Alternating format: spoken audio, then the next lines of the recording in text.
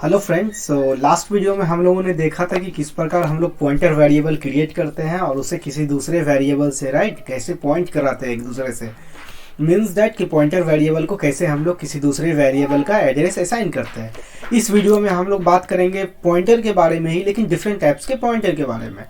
जिस प्रकार हम लोग वेरिएबल क्रिएट करते हैं डिफरेंट डिफरेंट टाइप्स के वेरिएबल क्रिएट करते हैं डिफरेंट डिफरेंट डेटा के लिए। सपोज हम लोग को इंटीजर डेटा स्टोर कराना है तो इंटीजर वेरिएबल क्रिएट करते हैं, फ्लोटिंग पॉइंट डेटा स्टोर कराना है तो फ्लोट वेरिएबल क्रिएट करते हैं, और character variable character data store कराना होता है तो हम लोग कैर वेरिएबल क्रिएट करते हैं। उसी तरह सेम हम लोग पॉइंटर भी क्रिएट करते हैं। अगर हमें इंटीजर वेरिएबल को पॉइंट कराना है तो हमें इंटीजर पॉइंटर क्रिएट करना पड़ेगा। अगर कैरेक्टर वेरिएबल को पॉइंट कराना है तो कैरेक्टर वेरिएबल क्रिएट करना पड़ेगा, कैरेक्टर पॉइंटर क्रिएट करना पड़ेगा। और अगर फ्लोट टाइप के वेरिएबल को पॉइंट कराना है पॉइंटर से तो हमें फ्लोट टाइप के पॉइंटर को क्रिएट करना पड़ेगा।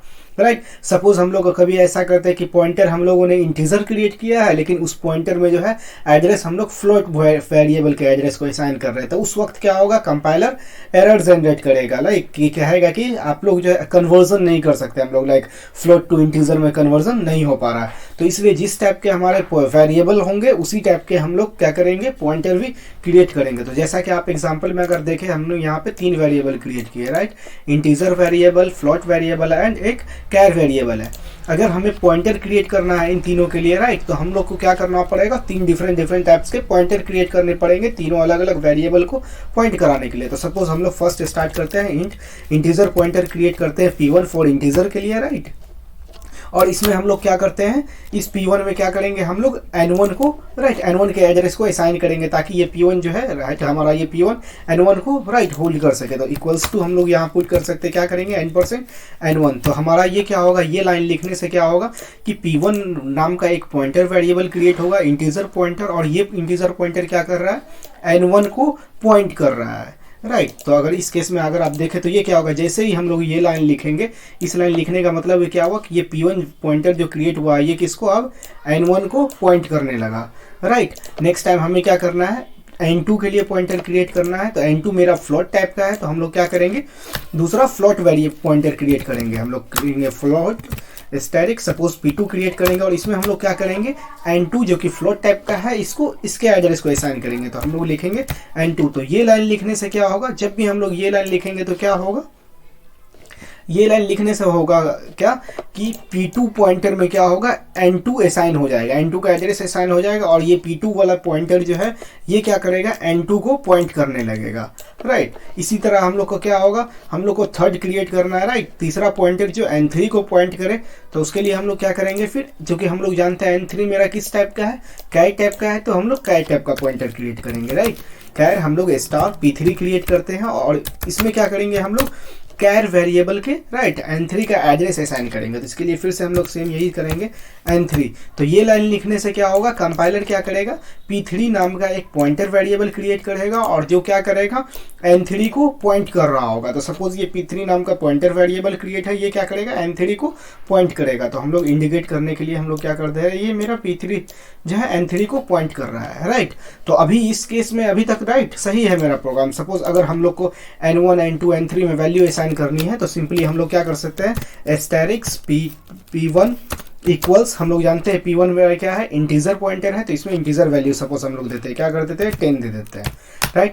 सेकंड मेरा क्या है, पॉइंटर टू P2 है, P2 फ्लोट टाइप का है तो हम लोग सपोज फ्लोट वैल्यू देते हैं, एस्टेरिक्स P2 इक्वल सपोज हम लोग दे देते हैं 10.90। ये दे देते हैं। तीसरा पॉइंटर मेरा क्या है, कैरेक्टर पॉइंटर है P3, ये किस टाइप का है, कैर टाइप के वैल्यू वेरिएबल को पॉइंट कर रहा है। तो हम लोग इसमें सपोज कोई कैरेक्टर वैल्यू दे देते हैं। तो हम लोग लिखते हैं एस्टेरिक्स P3 इक्वल्स, क्या कर देते हैं, सपोज M दे देते हैं।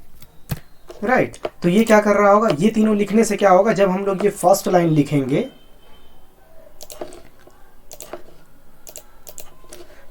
जब हम लोग ये फर्स्ट लाइन लिखेंगे तो क्या होगा कि कंपाइलर P1 के एड्रेस P1 के पास जाएगा, बोलेगा P1 जिसको भी पॉइंट कर रहा है वहां जाके आप क्या कीजिए 10 असाइन कर दीजिए, राइट। तो इस केस में क्या होगा, P1 किसे असाइन कर रहा है, पॉइंट कर रहा है N1 को, तो क्या होगा N1 में 10 चला जाएगा, N1 में यहाँ 10 स्टोर हो जाएगा। इसी तरह सेकेंड लाइन जब ये लाइन एग्जीक्यूट होगा तो क्या होगा, P2 जिसे भी पॉइंट कर रहा होगा वहाँ क्या वैल्यू असाइन हो जाएगी 10.90।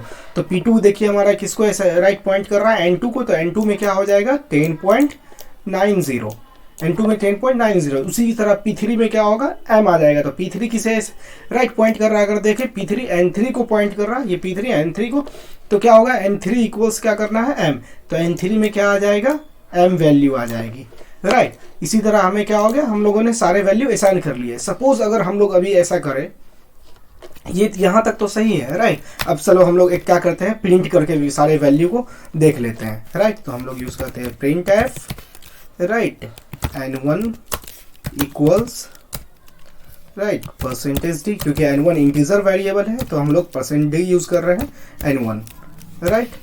इसी तरह हम लोग N2 और N3 के वैल्यू को भी प्रिंट करके देख लेते हैं, राइट। सपोज पहले इसे मैं हटा देता हूँ यहाँ से। तो सपोज N2 क्या है, मेरा फ्लोट टाइप का है तो इसलिए %f हम लोग यूज कर रहे हैं, राइट। और N3 क्या है, हमारा कैर टाइप का है तो %c यूज करेंगे, राइट। और यहाँ पे हम लोग क्या वैल्यू देंगे N3। तो जब हम लोग ये राइट और क्या करते हैं, हम लोग न्यू लाइन यूज कर लेते हैं ताकि हर एक स्टेटमेंट प्रिंट होने के बाद न्यू लाइन से अगला स्टेटमेंट प्रिंट हो, राइट। अभी से सेव करके अभी से जब रन करेंगे हम लोग तो क्या होगा, ये तीनों वैल्यू प्रिंट हो जाएंगे। आप देखो अगर तो रन कर रहे हैं तो अगर आप देख सकते हो, राइट, N1 इक्वल्स 10 है, राइट। N1 में 10 वैल्यू हम लोग असाइन किए थे तो 10 आ गया। N2 में 10.90 असाइन किए थे तो N2 में क्या है 10.9, क्योंकि हम लोग जानते हैं सी प्रोग्रामिंग में क्या होता है कि वेरिएबल में जब हम लोग फ्लोट वैल्यू असाइन करते हैं तो क्या होता है कि by default, right, decimal value के साथ 6 डिजिट स्टोर होता है। तो हम लोगों ने यहाँ असाइन किया था 2 डिजिट, तो बाकी 4 डिजिट किससे फिलअप होगा, 0 से 4 डिजिट फिलअप होगा। तो देखिएगा बाकी 4 डिजिट क्या है, 0 है। और लास्ट में हम लोग P3, राइट, क्या मतलब कि पॉइंटर थर्ड वाले पॉइंटर में जो कि कैर 3 को, राइट, N3 को पॉइंट कर रहा था, इसमें हम लोगों ने क्या M वैल्यू डाला था, तो देखो M प्रिंट हो रहा है, राइट। अगर क्लियर है यहाँ तक का कि हम लोग को अगर इंटीजर वेरिएबल को पॉइंट करना है तो इंटीजर पॉइंटर क्रिएट करेंगे, कैरेक्टर को पॉइंट करना है तो कैरेक्टर पॉइंट क्रिएट करेंगे, एंड इसी तरह, राइट। तो सपोज अगर हम लोग क्या करते हैं, सपोज एक यहाँ हम लोग ट्राई करते हैं कि क्या था मेरा P1 किस टाइप का था, इंटीजर टाइप का था। अगर सपोज हम लोग क्या करते हैं P1 इक्वल्स, P1 को चेंज कर देते हैं, राइट। P1 में हम लोग अगर सपोज कोशिश करते हैं, राइट, क्या कि N2 के एड्रेस को असाइन करने का, N2 किस टाइप का, फ्लोट टाइप का है, राइट। अगर हम लोग P1 में N2 टाइप का एड्रेस जब असाइन करने की कोशिश करेंगे तो इस समय क्या होगा, ये स्टेटमेंट फॉल्स हो जाएगा, राइट। ये स्टेटमेंट क्या हो जाएगा, गलत हो जाएगा, क्योंकि क्या कहा है कि हम लोग को इंटीजर वेरिएबल को पॉइंट करने के लिए इंटीजर पॉइंटर क्रिएट करना था, फ्लोट वेरिएबल को पॉइंट करने के लिए फ्लोट पॉइंटर। तो हम लोगों ने यहाँ पे क्या करा, P1 मेरा इंटीजर था और N2 क्या है, मेरा फ्लोट है। तो हम लोग इंटीजर पॉइंटर में फ्लोट वेरिएबल को राइट पॉइंट कराने की कोशिश कर रहे थे। इस समय अगर रन करें इस प्रोग्राम को, आप देखोगे तो ये क्या करेगा, एरर जनरेट करेगा, राइट। इसे सेव करते हैं, देखो तो आप पढ़ सकते हैं, एरर क्लियरली कह रहा है कि can not convert float to int. It means that कि हम लोग integer variable, right, integer pointer में फ्लोट को असाइन नहीं कर सकते हैं, राइट। तो ये क्लियर है, राइट। अगर हम लोग ऐसा सिनेरियो, राइट, डिलीट करता है, ऐसा सिनेरियो आता है कि मुझे पता नहीं है, राइट, एक पॉइंटर क्रिएट करना है और यहाँ पे हमें मालूम नहीं है कि वो पॉइंटर किस टाइप के वैल्यू को, राइट, होल्ड करने जा रहा है। तो उसके लिए एक कॉन्सेप्ट है वॉइड पॉइंटर का, राइट। तो हम लोग उसके लिए क्या करेंगे, वॉइड पॉइंटर क्रिएट करेंगे। और ये वॉइड पॉइंटर क्या होगा, ये जेनरिक पॉइंटर होगा। ये हर टाइप के वैल्यू को या हर टाइप के वेरिएबल को क्या करेगा, ये पॉइंट कर सकता है। तो हम लोग क्या करेंगे, एक वॉइड पॉइंटर क्रिएट करते हैं, वॉइड, राइट, p क्रिएट करते हैं, सिर्फ एस्टेरिस्क p। ये पॉइंटर क्या है, ये जेनरिक पॉइंटर है, राइट। जब भी ये लिखेंगे तो क्या होगा, एक जेनरिक पॉइंटर क्रिएट होगा, राइट। एक ये p क्रिएट हुआ, ये जेनरिक टाइप का है पॉइंटर, राइट। और ये क्या पॉइंटर क्या करेगा, अभी किसी को भी ये पॉइंट नहीं कर रहा है।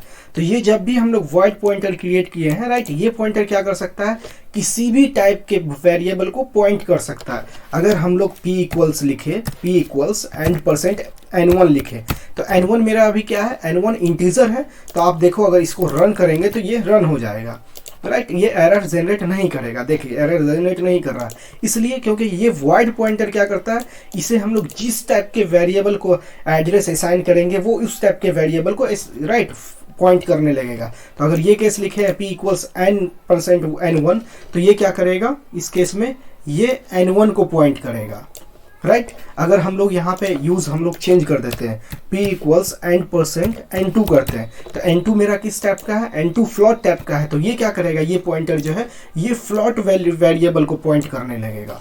अगर हम लोग लिखते हैं right p equals n%n3, right, तो ये क्या करेगा, n3 किस टाइप का है वो मैटर नहीं कर रहा है, क्योंकि ये वॉइड पॉइंटर है। वॉइड पॉइंटर हर किसी टाइप के वेरिएबल को पॉइंट कर सकता है, तो ये क्या करेगा, n3 वेरिएबल को पॉइंट करने लगेगा। ये लाइन स्टेटमेंट लिखने से ही क्या होगा, ये